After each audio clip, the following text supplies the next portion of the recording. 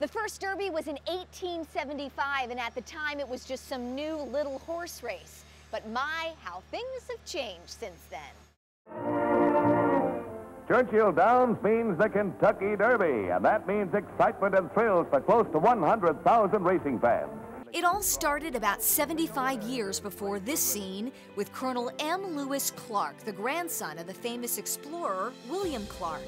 He built the track on 80 acres of land just south of downtown Louisville. The land was owned by Clark's uncles, John and Henry Churchill, hence the name Churchill Downs. From the very beginning, there's been a concerted effort to make the Derby appealing to both men and women. And it was kind of promoted to show up in your finest, to show up in your hats. Horses at the first Derby ran a mile and a half. It all changed to a mile and a quarter in 1895. A mile and a quarter of sloppy track to navigate, but they're moving fast towards the first turn.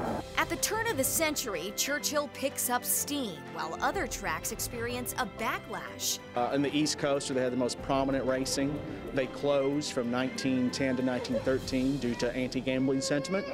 And as the Great World Wars approach, Churchill Downs adjusts with the times. In 1918, potatoes were grown in the infield. Potato shortage that year, so they actually grew some in the infield for use around the country.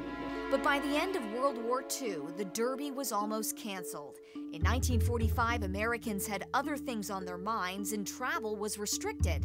So the race was almost scratched. That is, almost. The Japanese surrendered. So June 9th, 1945, we were able to have a Kentucky Derby. And they're off.